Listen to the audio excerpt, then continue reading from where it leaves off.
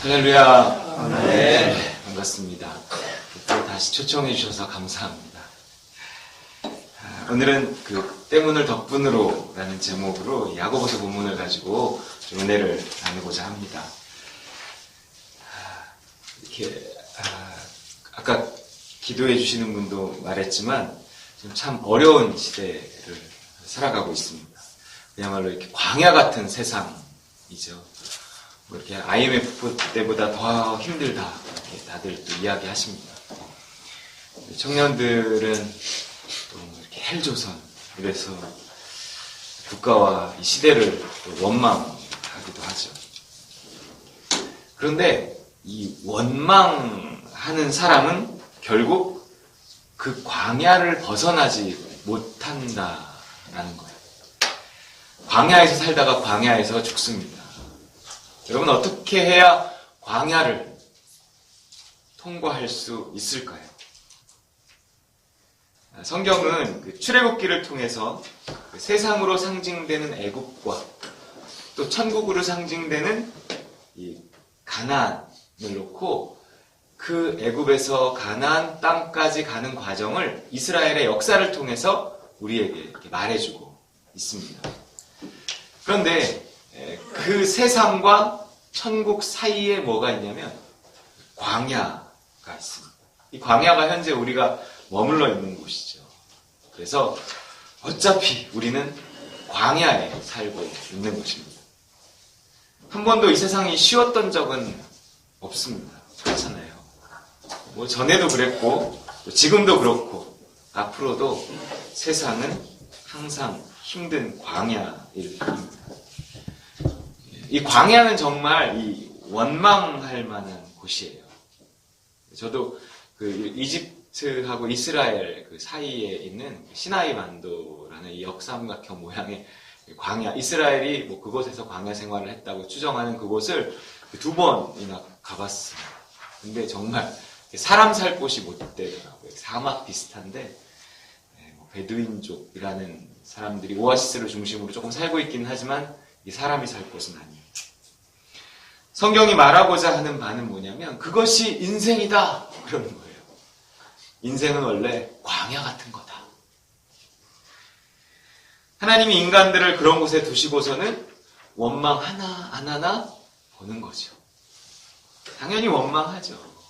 아니 광야잖아요. 광야. 아니 찬송을 받고 싶으시다면 빨리 뭐 가나안 땅에 넣어주시던가. 그렇잖아요. 뭐 광야에서 뭘 하래요. 찬송은 가나안 땅에 있는 거 아니겠어요? 하나님, 지금 나에게서 감사를 받고 싶다면 좀 풀리게 해주시라고요. 잘 되면 제가 왜 원망하고 불평하겠습니까?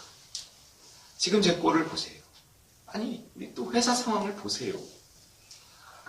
이 원망할 만해서 원망했는데 또 불평할 만해서 했는데 그 결과는 뭔가?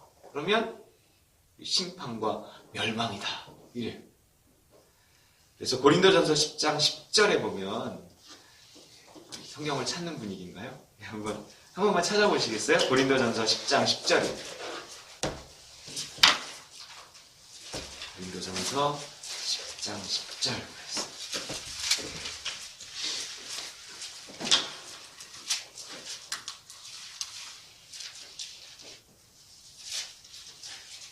바울이 고린도 교회에 쓴 편지 내용 중에서 이스라엘 백성들, 광야의 이스라엘 백성들을 가리켜 한 말입니다. 그들 가운데 같이 읽어보겠습니다. 고린도전서 10장 10절 시작. 그들 가운데 어떤 사람들이 원망하다가 멸망시키는 자에게 멸망하였나니 너희는 그들과 같이 원망하지 말아라. 아멘.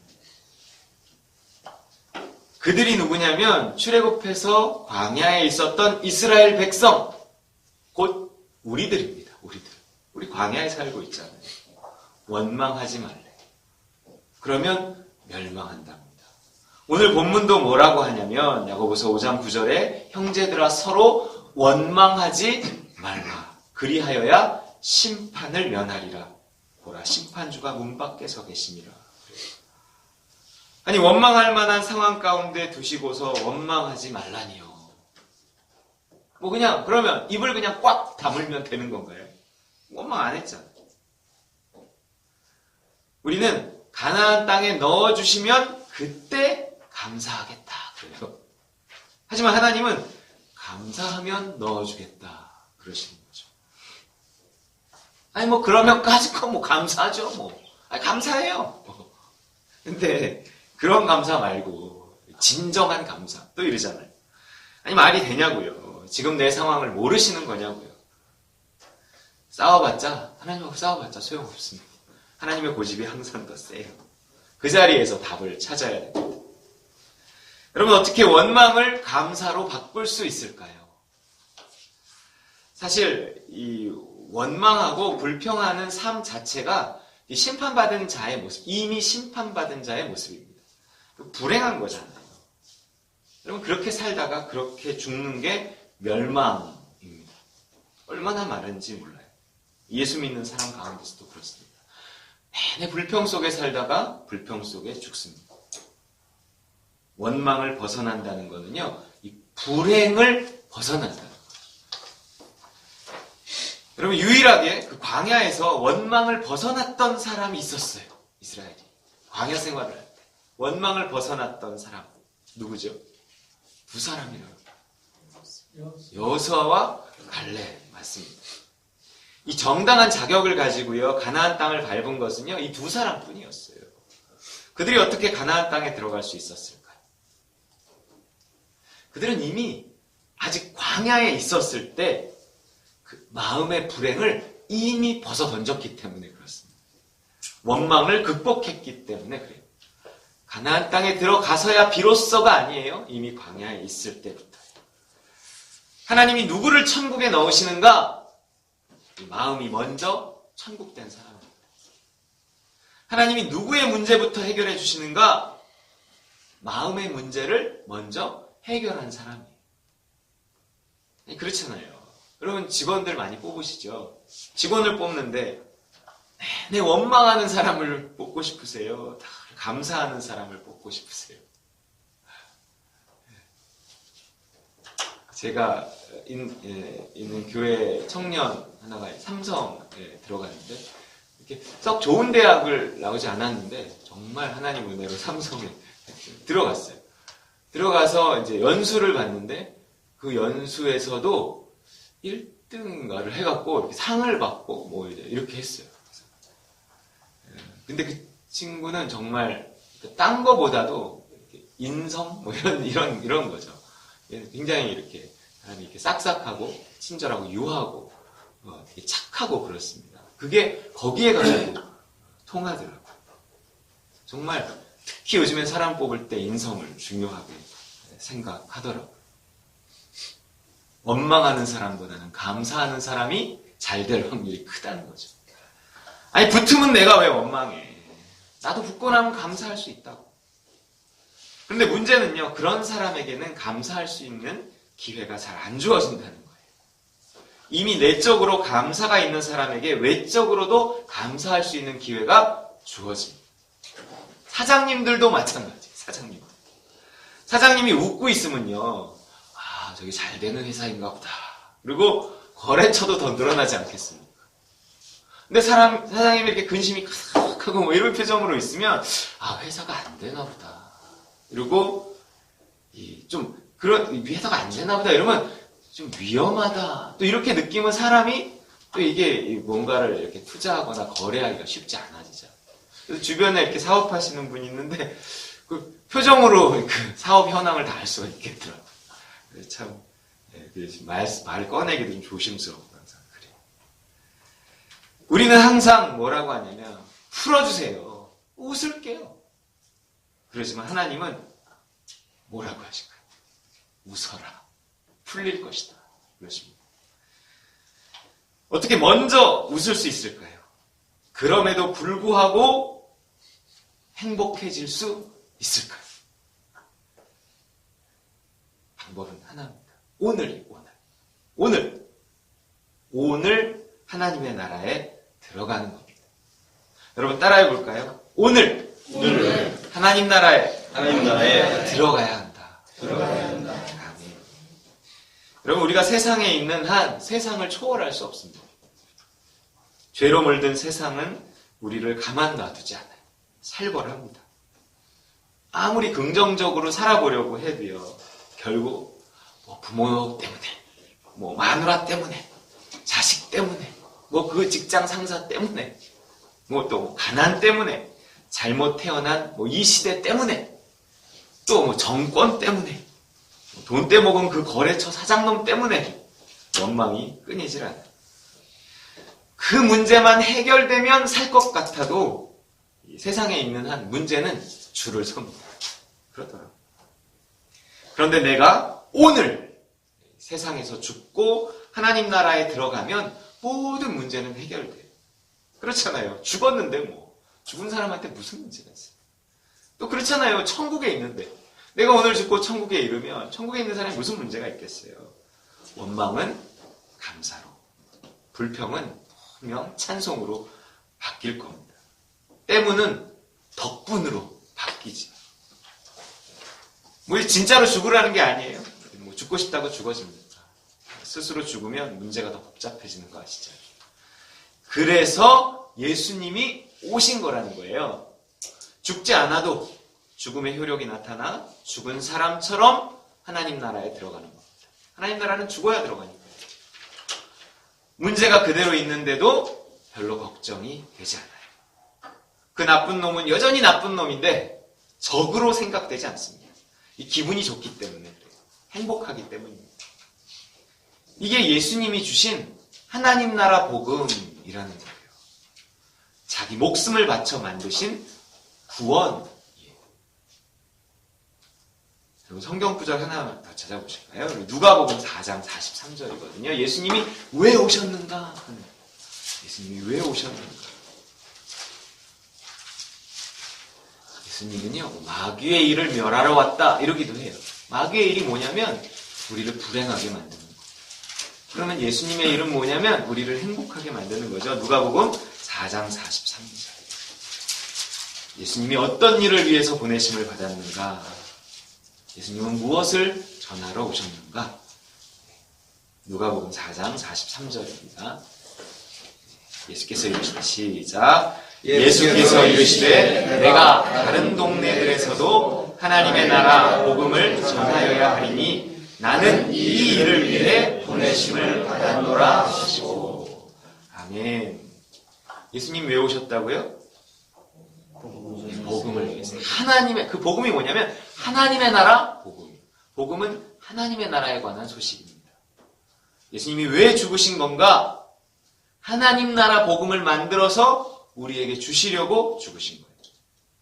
내가 오늘 하나님 나라에 들어가서 원망을 감사로 바꾸지 못하면 하나님 아들의 피를 헛것으로 만든 죄목으로 심판받아 멸망할 거예요. 오늘 행복하지 않은 자 유죄입니다. 유죄. 아니, 하나님의 나라는 죽은 뒤에 들어가는 거 아니에요? 아니면 뭐 예수님 재림하셔서 세상에 종말이 오면 들어가던가. 지금도 유대인들은 그렇게 생각하고 있고요. 그래서 메시아를 기다리고 있어요. 예수님 당시 사람들도 다 그렇게 생각했어요. 아니, 지금 우리들도 그렇게 생각하고 있습니다. 그러잖아요. 아니, 천국은 죽어야 가는 거 아니야? 우리 죽으면 천국 간다 그러잖아요. 보이님 뭐 천국에 이르렀다 뭐 이렇게 얘기하잖아요. 네, 나눠드린 그림을 한번 제가 종이 한 장씩 나눠드렸죠. 제 인생의 가장 중요한 그림입니다. 하나님의 나라는 언제 시작되는가? 천국은 언제 시작되는가? 그래요. 근데 사람들은 다 1번 그림처럼 생각을 했어요. 1번 그림처럼. 1번 그림처럼 생각을 했는데 천지가 창조되고 세상 나라가 유지되다가 이제 메시아가 도래하면 하나님의 나라가 시작된다 그랬어요. 그래서 제자들도요, 예수님께 하나님의 나라가 이때부터 이제 시작되는 겁니까? 뭐 이렇게 물어본단 말이에요. 당시의 사람들은 다 이렇게 직선적으로 다 생각을 했고, 메시아가 오면 하나님의 나라, 세상 나라는 끝나고 하나님의 나라가 시작된다고 믿었어요. 예수님을 메시아로 보지 못한 이유 중에 하나는 메시아가 왔으면 하나님 나라가 시작돼야 되는데 그래서 사람들이 막 환호를 했는데 그 메시아가 죽는다 그러니까 말이 안 되는 거예요. 메시아가 죽으면 되겠어요? 메시아가 왔으면 하나님 나라가 시작돼야지 왜 메시아가 죽어요? 그러니까 당신은 하나님 나라에, 메시아일 수 없다는 거죠. 그런데 생각지 못한 방식으로 하나님의 나라가 도래했어요. 2번이에요, 2번. 천지가 창조되고 세상 나라가 아직 유지되고 있는데 예수님의 초림과 함께 뭐예요? 하나님의 나라가 시작이 돼버린 거예요. 누구도 이런 식으로 하나님의 나라가 시작될 거라고 생각하지 못했어요. 그래서 예수님의 재림 때까지 예수님이 메시아가 도래하는데 초림과 재림이라는 이렇게 두 번의 형태로 도래할 줄은 아무도 몰랐단 말이에요. 예수님의 초림, 아기 예수님으로 오셨고 재림, 이제 다시 오시는 거죠. 부활하신 예수님이 그때 그 기간을 말세라고 해요. 지금 우리는 그래서 말세를 살고 있는 거고 예수님의 초림과 재림, 지금 2000년도 넘어가고 있지만 곧 오시리라 믿습니다. 그때가 말세고요. 그 기간 동안에는 하나님의 나라와 세상 나라가 겹쳐 있단 말이에요. 겹쳐 있어요. 하나님 나라가 시작되지 않은 상태에서 누구도 행복할 수 없고요. 그리고 예수님의 재림 이후에 들어가는 그 천국에서는 그 하나님 나라에서 누구도 불행할 수 없어요. 그러나 지금 우리가 살고 있는 이 시대는 하나님의 나라와 세상 나라가 겹쳐 있기 때문에 이 시대에 믿는 자들은 어떻게 하느냐에 따라서 세상 나라에 속해서 불행하게 살 수도 있고 하나님의 나라에 속해서 오늘을 행복하게 살 수도 있다는 거예요. 이게 하나님의 나라 복음입니다. 그래서 예수님이 뭐라고 그러셨냐면 마태복음 12장 28절에 그러나 내가 하나님의 성령을 힘입어 귀신을 쫓아내는 것이면 하나님의 나라가 이미 너희에게 임하였느니라. 그렇습니다. 예수님이 하나님의 나라가 이미 너희에게 임했다. 이렇게 말씀하세요. 여러분 이제 우리는요. 살아서도 천국을 경험할 수 있는 그 기회의 시대에 살고 있습니다. 그 하나님의 나라에서 모든 게 해결이 돼요.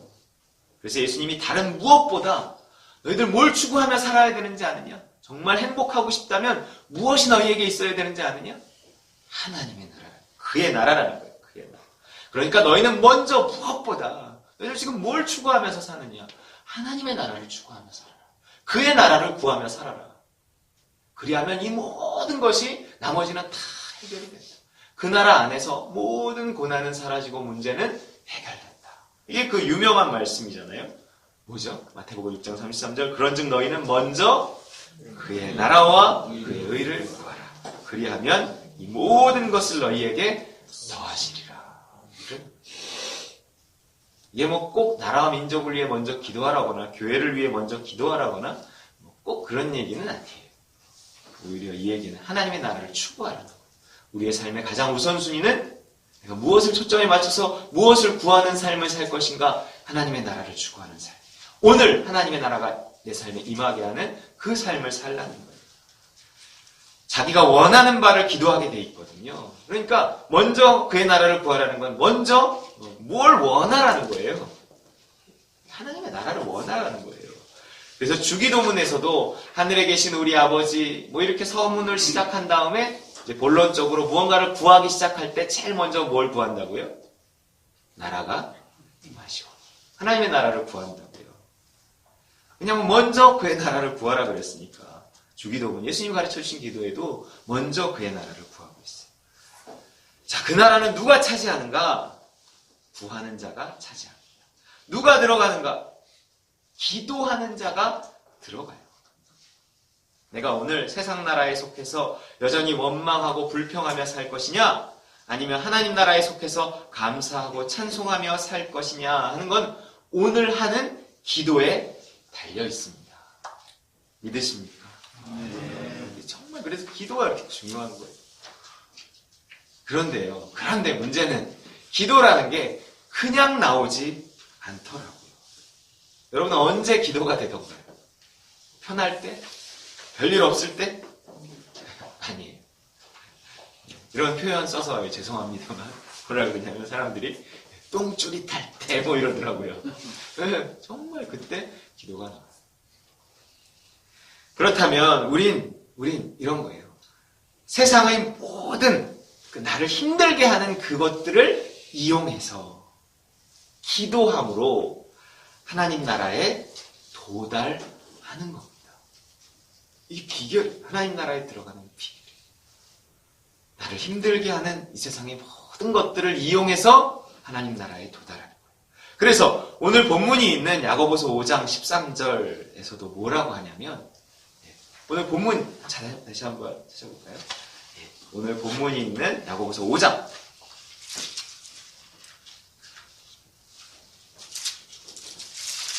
원망하지 말라 그러잖아요. 왜냐하면 원망은 고난 중에 원망이 나오거든요. 힘드니까 원망이 나오는 거예요. 그런데 고난당하는 자가 있느냐? 원망이 나오는 자가 있느냐? 그는 뭐 할 거라고 말하고 있냐면 야고보서 5장 13절 기도할 것이요까지만 읽어보겠습니다. 시작. 너희 중에 고난당하는 자가 있느냐? 그는 기도할 것이요. 할렐루야. 뭐 할 것이요? 기도할 것이요. 왜 기도하냐? 하나님 나라에 도달하려고 하는 거예요. 하나님 나라에 도달하면 고난이 고난으로 여겨지지 않고 문제가 문제로 여겨지지 않으니까 고난당하는 자가 있느냐? 기도하라는 거예요. 또 이 불안이 평안으로 바뀌잖아요. 원망이 감사가 되잖아요. 그러면 실제 그 문제들도요 이렇게 서서히 사라집니다. 마음의 문제만 해결되는 게 아니라 실제 문제도 해결된다는 거예요. 그 문제의 역할을 다 했기 때문에 그러는 거예요. 나 기도하게 하려고 사탄을 통해 허락하신 문제였는데 기도하니까, 기도해서 하나님 나라에 도달하니까 그 문제는 사라지는 거예요. 예수님이 뭐라 그러셨어요? 내가 하나님의 성령을 힘입어 귀신을 쫓아내는 것이면 하나님의 나라가 이미 너희에게 임했다 그랬잖아요. 우리가 하나님의 나라에 도달하고 하나님의 나라가 우리에게 임하면 뭐가 물러가요? 귀신이 물러가요. 사탄이 떠나는 거예요.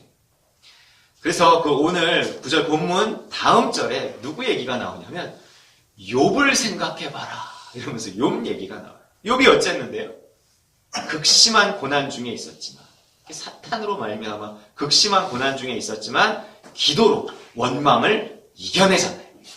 발버둥 쳐서 그가 하나님 나라에 들어간단 말이에요. 그래서 그의 고백을 보면 내가 전에 주께 대하여 귀로 들었었더니 이제는 눈으로 주를 보고 거기서 하나님을 만나고 특별과 제 가운데서 회개합니다. 이런다고요. 그러고 나니 하나님 나라에 들어가고 나니 모든 문제가 해결됐어요. 사탄이 물러가죠. 전보다 배나 더 복을 받았더라. 그럽니다. 세상의 모든 우리를 힘들게 하는 것들을 이용해서 하나님 나라에 도달해서 문제를 해결하면 하나님이 전보다 배나 더 복을 주실 줄 믿습니다. 여러분 나눠드린 유인물 그 맨 밑에 있는 성경 구절을 읽어보겠습니다. 유인물 맨 밑에 쬐끄만 글씨로 성경 구절 하나 있죠. 마태복음 11장 12절 세례 요한의 때부터 시작. 세례 요한의 때부터 지금까지 천국은 침노를 당하니 침노하는 자는 빼앗느니라. 그럼 천국은 그냥 들어가는 게 아니라 빼앗는 거예요. 오늘 그 하나님의 나라를 침노해서 빼앗아야 돼요. 누가 날 괴롭혀? 그럼 그를 이용해서 간절히 기도하며 하나님의 나라에 도달하는 겁니다. 거기까지 그 사람이 못 따라오거든요. 힘들어하는 나는 그리스도와 함께 죽었습니다. 이제 부활하신 그리스도와 함께 그 나라에 들어가게 하여 주옵소서. 하나님의 나라가 임하게 하여 주시옵소서. 내가 그놈 때문에 더 이상 힘들어하지 않게 하여 주시옵소서. 이런다. 뭐 도와주세요 하는 기도해도요 결국 그 같은 기도인 거예요. 무엇을 구하건 응답은 하나님의 나라입니다. 알고 기도하는 게 더 낫다는 거죠. 우리가 내용을 뭐 장장 기도해도요 결국 하나님께는 뭐로 들리냐면 하나님의 나라가 너에게 필요하구나 이렇게 들린다는 거예요. 자, 그 인간을 이용해서 난 기도할 수 있었고 결국 하나님 나라에 들어가게 됐다면 그 인간 때문이에요? 그 인간 덕분이에요? 그 인간 덕분인 거예요. 아주 살짝 고맙기까지 하더라고요. 되지도 안 되지도 않는 그 사업 때문에 얼마나 힘들어하고 계십니까? 하지만 그걸 이용해서 기도하면 그 사업 덕분에 천국에 들어가는 거예요. 하나님 보시기에 됐다 싶으면 또 풀어주셔서 사명 감당케 하실 줄 믿습니다. 때문을 덕분으로 바꾸는 힘은, 원망을 감사로 바꾸는 힘은 하나님의 나라입니다. 기도의 힘이에요.